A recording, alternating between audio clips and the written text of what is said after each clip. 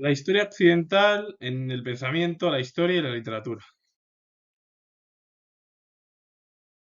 Wolfgang Ephraim Lessing fue escritor y crítico de arte alemán que perteneció a la Ilustración alemana. La obra es Nathan el Sabio de 1779. Con sus dramas y sus escritos teóricos, que apuestan principalmente por la idea de tolerancia, este ilustrado abrió el camino para el desarrollo posterior del teatro y tuvo una influencia duradera en el impacto público de la literatura. Es el primer dramaturgo alemán cuya obra se representa continuamente en los teatros hasta el día de hoy.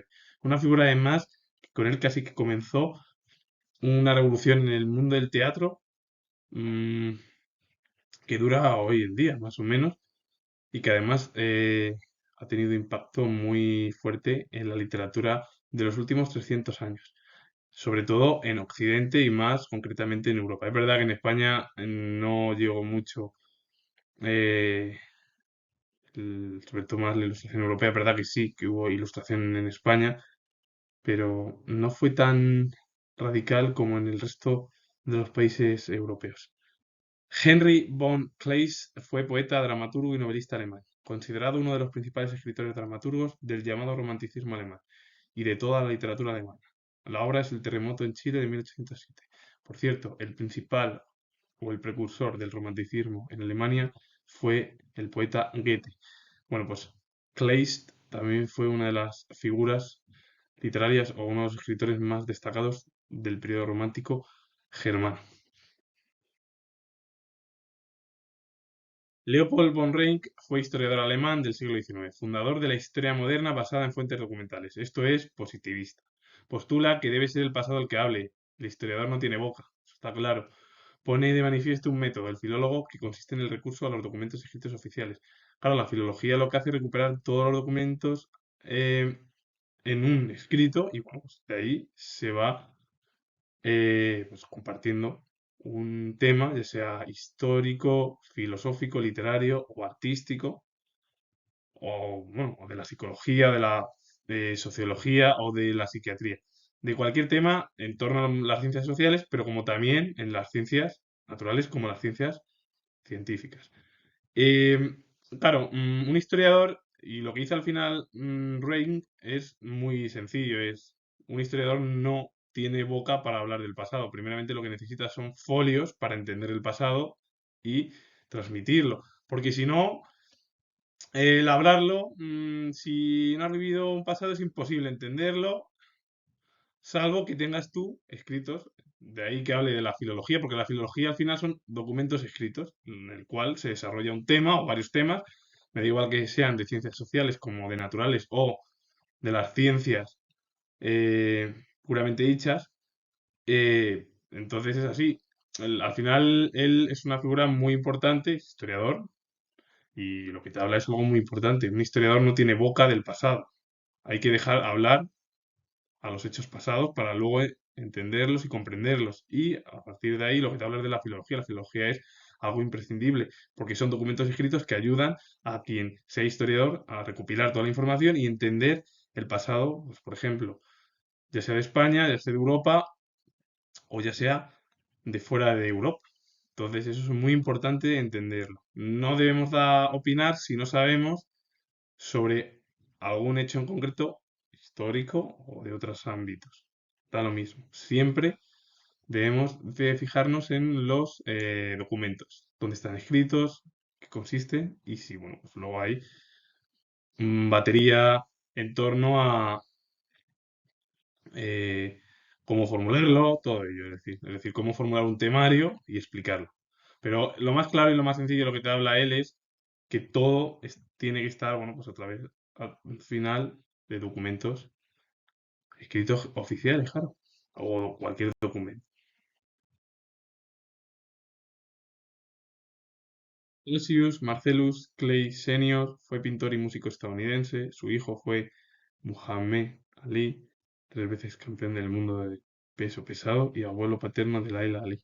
Se casó con Odessa Ali O'Grady en 1934 y él trabajó como pintor. Es decir, fue uno de los artistas en la cultura anglosajona es de los más conocidos y en Europa también. En España no tanto, pero dejó un legado en la pintura occidental reciente, porque del siglo XX, muy importante. Es decir, es un pintor americano y al final la relación cultura anglosajona es muy cercana a las islas. Y es una figura pues muy destacada de la pintura del siglo XX. Johann Gottfried Herder fue filósofo, teólogo y crítico literario alemán, cuyos escritos contribuyeron a la aparición del romanticismo alemán. La obra es Ideas para una filosofía de la historia de la humanidad de 1784. Propuso una versión de la Ilustración contraria a la oficial, crítica con las políticas del reformismo burocrático y del absolutismo y con el racionalismo filosófico kantiano. La versión de la Ilustración de Herder participa de un sentido de la historia abierto a la diversidad cultural. Claro, lo que te habla es una versión de Heather totalmente diferente a lo que es el pensamiento filosófico ilustrado. Entre ellos estamos hablando de Kant, de Montesquieu, de Voltaire, de Rousseau, que son críticos con las monarquías y sobre todo con el antiguo régimen, es decir, con las monarquías absolutistas que existen o existieron en Europa durante la Edad Moderna. A partir de ahí, lo que te habla Heder es como una versión de la diversidad cultural. Todo al final, en el sentido de la historia, de que todo tiene que ser diverso en la cultura, todo. De ahí que luego, claro, critica las políticas del reformismo burocrático, del absolutismo y con el racionalismo filosófico kantiano, es decir, es muy crítico. Por eso la versión es totalmente contraria. Si Kant, que es crítico, y lo que te habla Kant al final, su pensamiento es, la idea principal de Kant es crítica hacia el absolutismo monárquico en el cual la persona debe dejar de ser niño para convertirse en adulto y evitar tener la influencia de los dogmas, sobre todo que existían en Europa. Bueno, pues Heder es todo lo contrario, es como aunar, juntar, hilar la diversidad cultural, es decir, hacer todo un conjunto. Es muy diferente a la crítica de Montesquieu, Rousseau, Voltaire, Kant, que son los filósofos, incluso también podríamos hablar de Hume, que son los filósofos más críticos eh, con el antiguo régimen. Y además la ilustración lo que da mayor importancia ya no es a los dogmas, sino a la razón. La razón está por encima, como hablan muchos de los filósofos, todo ello, hablan de que hay que cambiar el sistema absolutista por un sistema liberal o el liberalismo, como hablan los filósofos de la ilustración europea. Pues Herder es todo lo contrario. Herder al final lo que te habla es de una unión cultural. Ernst Cassirer fue filósofo y sociólogo alemán de origen judío, ciudadano sueco desde 1939, ejerció la docencia en la Universidad de Hamburgo, la obra es Antropología Filosófica de 1945. Uno de los hechos más distintivos del ser humano consiste en su capacidad para crearse, hecho que le ayuda a relacionarse con todo lo que le rodea. Gracias a estos símbolos sostiene que el ser humano es capaz de comprender el mundo. Lo que distingue al ser humano es la capacidad de crear símbolos, porque con los símbolos lo que hacen es relacionarse con el mundo que le rodea y al final, ¿qué es? Un símbolo, pues una manera muy comprensible y muy sencilla para los seres humanos para comprender qué es el mundo. Al final es así, el ser humano se rige por lo más sencillo, lo más fácil, símbolos, lo más práctico, lo más mm, eh, resumido posible, en vez de en palabras.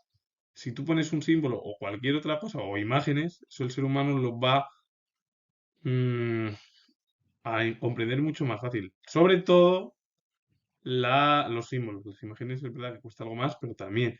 Pero claro, un símbolo al final es como que te puede relacionar con todo. Así que con ello finalizo. Comento que soy historiador y si os gusta este vídeo relacionado con la cultura al final europea y americana, darle a like, suscribiros y comentar. Saludos, adiós.